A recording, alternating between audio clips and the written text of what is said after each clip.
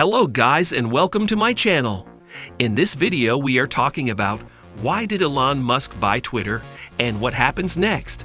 Before we continue our video, make sure to subscribe to our channel and hit the bell icon for more interesting videos. Elon Musk has completed his purchase of Twitter Incorporated for about $44 billion, putting the world's richest man in charge of the struggling social network after 6 months of public and legal wrangling over the deal. The initial buyout deal was assembled at breakneck speed, with events playing out very publicly on Twitter itself. Musk's enthusiasm could be seen dwindling with every tweet. The purchase caps a convoluted saga that began in January with the billionaire's quiet accumulation of a major stake in the company, his growing exasperation with how it's run, and an eventual merger accord that he later spent months trying to unravel. Shareholders will be paid $54.20 per share, and Twitter will now operate as a private company. Among Musk's first moves, changing the leadership.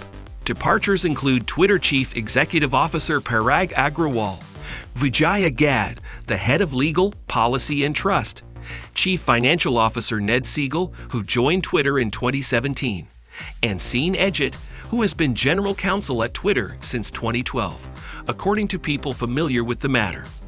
Edgett was escorted out of the building, said two of the people, who asked not to be identified because the information isn't public. What happens next? Going private under Musk would mean a dramatic change for a company that got its start in 2006 as a service for sharing short burst updates with friends and transformed into a global hive of public debate.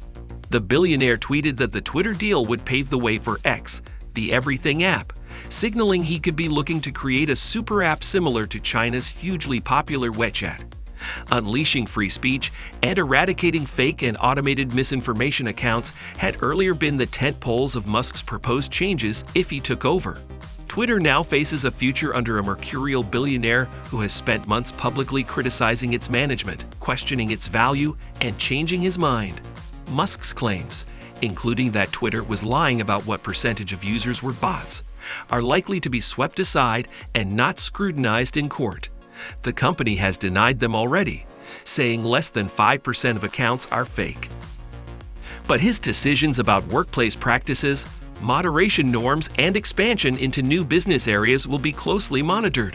One of the most contentious issues around the Twitter deal, back when the world's richest man initially expressed interest in buying it, was Musk's concerns around free speech. He is a self-proclaimed free speech absolutist who has raised concerns about the platform downplaying certain posts with its algorithms that curate what a user sees. In an interview before he agreed to buy the business, he raised concerns about having tweets mysteriously be promoted and demoted with no insight into what's going on. An open-source algorithm could address this, he suggested. A cache of texts disclosed in a filing at the end of September, when Twitter was taking Musk to court in Delaware over his attempts to try to back out of the deal, gave further evidence of his concerns. The podcaster Joe Rogan asked the Tesla chief executive in April, after his acquisition of a stake in the company had been revealed, whether he would liberate Twitter from the censorship-happy mob. Musk replied, "I will provide advice, which they may or may not choose to follow."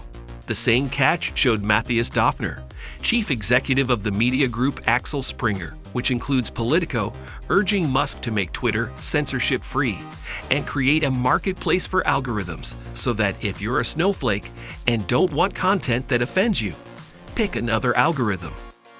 Cut costs. Musk's financing for the takeover includes $13 billion of bank debt that will sit on Twitter's balance sheet.